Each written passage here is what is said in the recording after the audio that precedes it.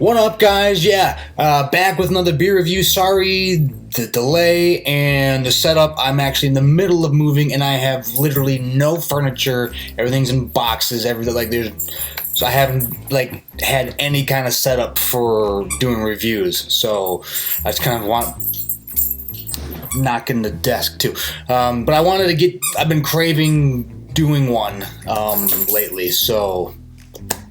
Just wanted to get at least a couple out like this until we got a new setup and everything. So anyways, today we're going to be doing Baja Brewing Company's Mexican IPA, Por Favor. This is straight out of Mexico. I found it at, I think a Total Wine or something, but I hadn't seen this Mexican beer in the States yet. So I was pretty pumped.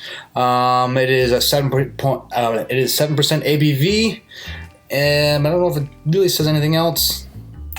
It is out of Tijuana. But, so yeah, let's crack this bad boy open. Oh, shit. Okay. It exploded on me. I didn't shake it at all, so, I'm moving. So there's beer in the carpet now, who cares?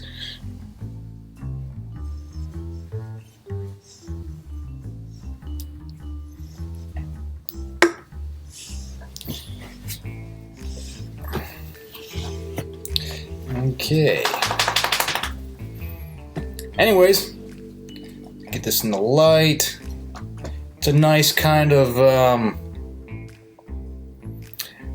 it's a nice, just kind of, you're not really getting it in the camera, but it's got a nice kind of like orange, not super cloudy, but nice color.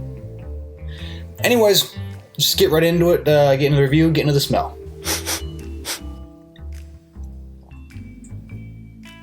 You definitely get more of that kind of citrus burst.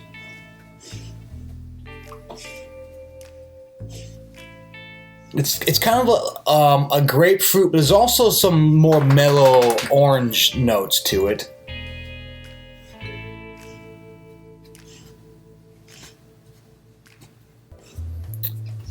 A subtle hint of pine, but not to the point of what you might be used to with the more recent American IPAs, where you get that really strong, that really powerful pine. There's a little bit of pine in here, but really minimal.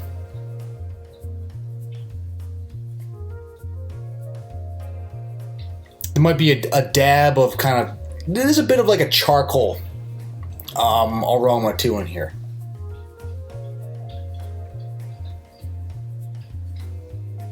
And I think also a hint of like a caramel, like a toffee caramel kind of sweetness to it. So I got a lot of different things going on. I'm intrigued. I'm going to recommend it on aroma. Now let's get into the taste.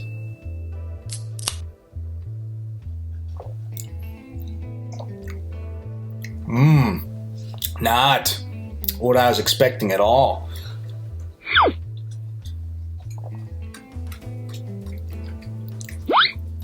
This is very, very little pine, there's an almost overwhelming grapefruit concentrate. It's very that kind of citrus bitterness, getting a lot of that. There's a bit of like that malted charcoal thing going on. There's a lot of malt and hops mixed going together with this. It's almost like if you took that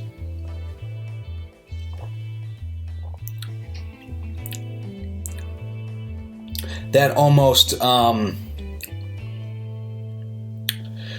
charcoaly sweetness that you get in an Oktoberfest. That kind of,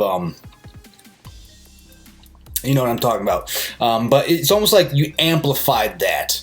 You when you're making it, you get more of that hoppy. It's almost like a hoppy Oktoberfest. There's not a lot of crazy like flavors going on. Like grapefruit concentrate, dab of pine, not a lot. More of that like a almost like you filtered, not even filtered, but you get some of that charcoaly stuff like with the grapefruit pushed through, so it kind of picked up some of that charcoal filtering almost.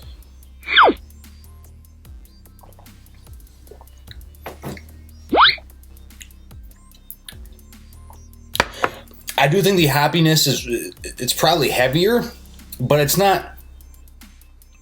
It's a refined hoppiness. Sometimes you can get some of that. I don't know. For me, sometimes the hoppiness can get a little overbearing, where it like almost keeps punching your tongue until you like submit. Like okay. It doesn't really have that. It does feel kind of more.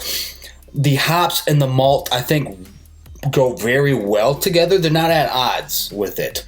The light keeps bouncing all over the place. I have no other option for, like, I don't have my lights packed up. Everything's a disaster right now. So 5-6 weeks more until we got a brand new place. But anyways, the malt and the hops feel very much like they're actually working together. So a lot of times it's kind of like they're not. They're almost anti. Like they're on the two different sides. But no, they work very well together. Not crazy complex, but I think if you like it's 7% ABV. I wish, I don't know what it does not say the IBUs. I'm going to guess it's a little bit higher. But I don't know. If you like IPAs, I should say, excuse me, and you want something that's not right on the nose, repetitive of the lot of most of the IPAs you've had of late, this is a little different. It's not, again, doesn't have that juicy ness thing going on that's like really popular now. It doesn't have the overwhelming pine. It's very much its own kind of thing. I'd be curious to know what kind of hops are used. I don't think they rely as heavily on the Pacific Northwest hops that a lot of beers in the States are being made with, which is probably why it doesn't have a lot of that pine taste to it, which I like. It's almost like a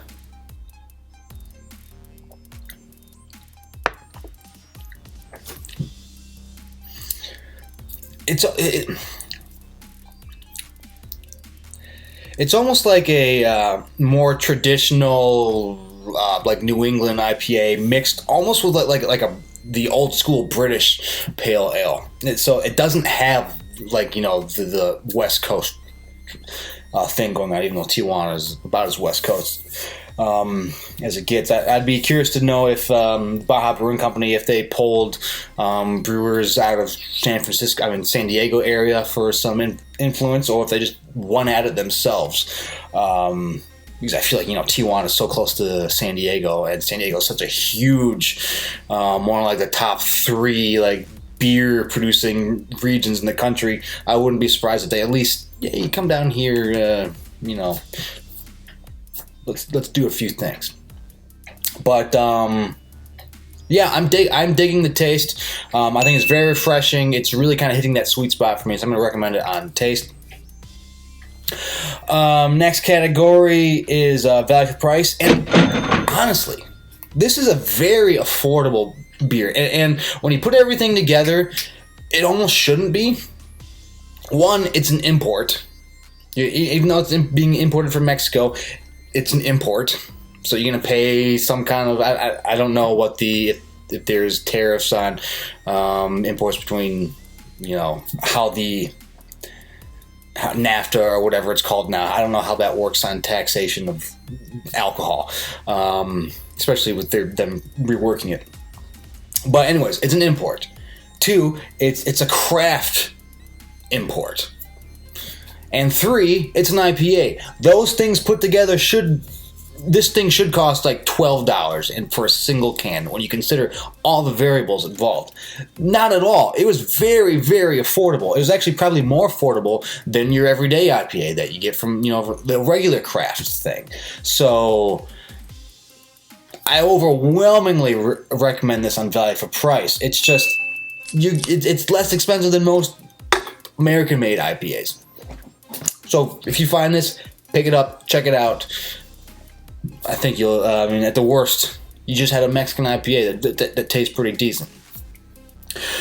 All right, next category is drinkability. And yeah,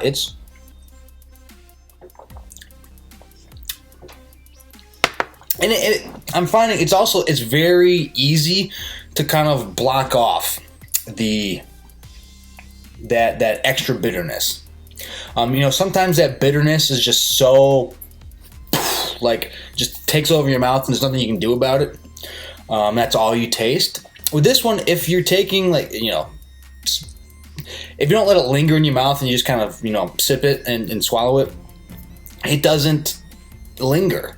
It doesn't have that lingering aftertaste of bitterness, so if you don't like the overwhelmingly powerful bitter beers, this thing works very well for that. Of course, if you like the bitterness, then you can just, take a larger sip or just let it sit in your mouth for a half second longer and you'll get that entire impact of everything. So that, it works for different IPA drinkers. And so drinkability, I think it's very well done. It's easy to drink no matter what kind of IPA fan or semi-IPA fan you are. So I recommend on that. Next category is distinction. How distinct is it? And